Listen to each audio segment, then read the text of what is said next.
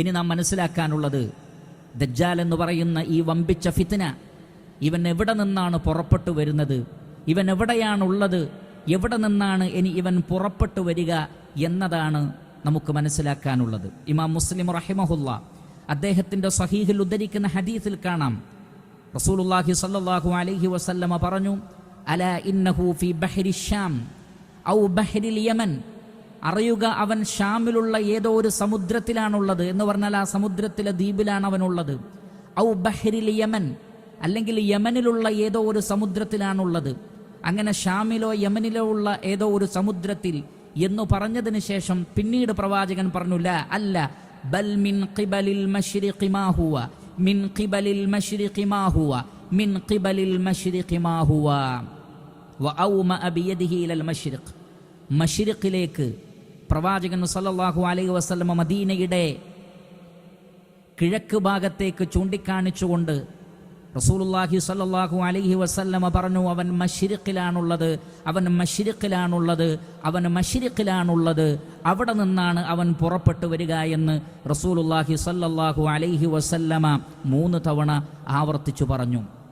ഇനി മശ്രിഖിൽ നിന്ന് എവിടെ നിന്നാണ് ഒന്നുകൂടി പ്രവാചകൻ വ്യക്തമാക്കി പറഞ്ഞു. അബൂബക്കർ സിദ്ദീഖ് റളിയല്ലാഹു തആല അൻഹുവിൽ നിന്ന് സ്വഹീഹായ നിലക്ക് ഉദ്ധരിക്കപ്പെടുന്ന ഹദീസിൽ കാണാം, ഹദ്ദസനാ റസൂലുള്ളാഹി സ്വല്ലല്ലാഹു അലൈഹി വസല്ലം, അല്ലാഹുവിൻ്റെ റസൂൽ ഞങ്ങൾക്ക് പറഞ്ഞു തന്നിട്ടുണ്ട്, അദ്ദജ്ജാലു യഖ്റുജു മിൻ അർദിൻ ബിൽ മശ്രിഖ്, ദജ്ജാൽ മശ്രിഖിൽ നിന്നാണ് പുറപ്പെടുക.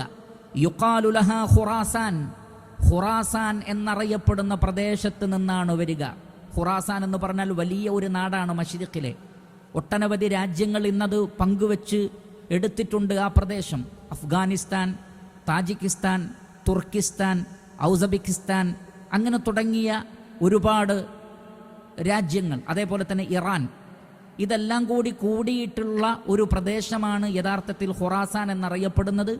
ആ ഖുറാസാൻ എന്നറിയപ്പെടുന്ന നാട്ടിൽ നിന്നായിരിക്കും അവൻ വരിക എന്ന് മശ്രിഖ് എന്ന് പറഞ്ഞതുപോലെ തന്നെ ആ മശ്രിഖിലെ ഈ ഒരു പ്രത്യേകമായ സ്ഥലം പ്രവാചകൻ ഓർമ്മപ്പെടുത്തി. അപ്പോൾ മശ്രിഖിലെ ഖുറാസാൻ എന്ന പ്രദേശത്ത് നിന്നായിരിക്കും അവൻ്റെ വരവ്.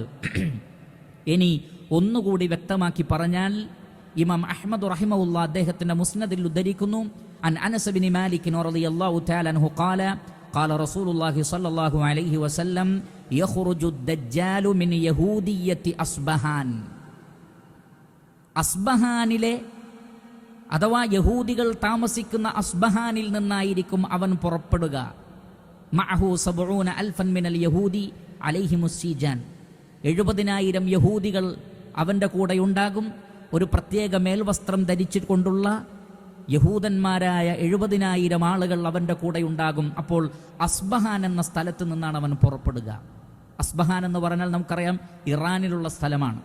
ടെഹ്റാനിൽ നിന്നും ഏകദേശം 350 കിലോമീറ്റർ അകലെയായി പ്രധാനപ്പെട്ട ഇറാനിലെ പട്ടണങ്ങളിൽ ഒന്നായിട്ട് തന്നെയാണ് ഈ അസ്ബഹാൻ എന്ന് പറയുന്ന പ്രദേശം അറിയപ്പെടുന്നത്.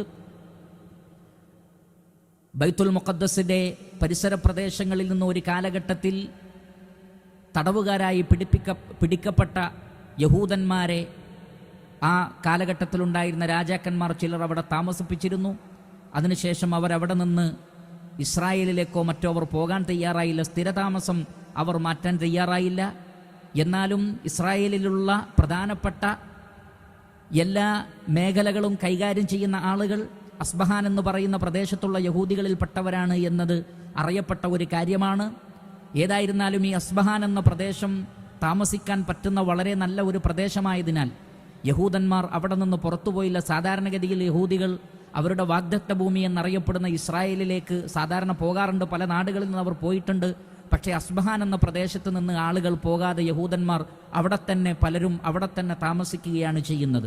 അങ്ങനെ ഇറാനിലുള്ള അസ്ബഹാൻ എന്ന പ്രദേശത്ത് നിന്നായിരിക്കും ഇവൻ പുറപ്പെടുക. അവൻ്റെ കൂടെ 70,000 യഹൂദികളും അവിടെ നിന്ന് ഉണ്ടാകും ദജ്ജാലിൻ്റെ കൂടെ എന്ന് റസൂലുള്ളാഹി സ്വല്ലല്ലാഹു അലൈഹി വസല്ലമ പഠിപ്പിച്ചു. ആ യഹൂദന്മാരുടെ ഒരു പ്രത്യേകത പറഞ്ഞെടുത്ത പ്രവാചകൻ പറഞ്ഞത് അലൈഹിമുസ് സീജാൻ, സീജാൻ ഉണ്ടാകും. സീജാൻ എന്ന് പറഞ്ഞ ഒരു പ്രത്യേക മേൽവസ്ത്രമാണ്.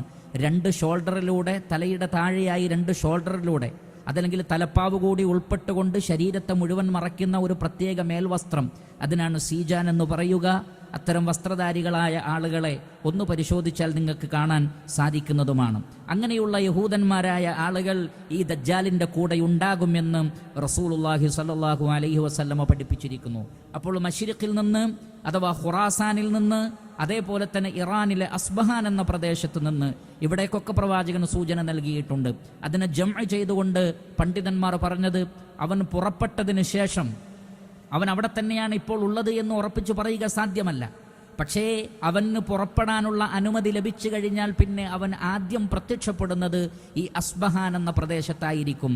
പിന്നീട് അവൻ ഖുറാസാൻ എന്ന പ്രദേശത്ത്, കാരണം ഇറാനിന് പരിസരത്തുള്ള പ്രദേശങ്ങളാണ് ഈ ഖുറാസാൻ പ്രദേശം മുഴുവൻ, അവിടെയായിരിക്കും പിന്നീട് അവൻ്റെ സഞ്ചാരം.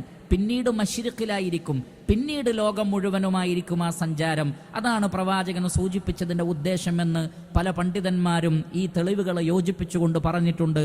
അല്ലാഹു തബാറക വ തആല അഅലം.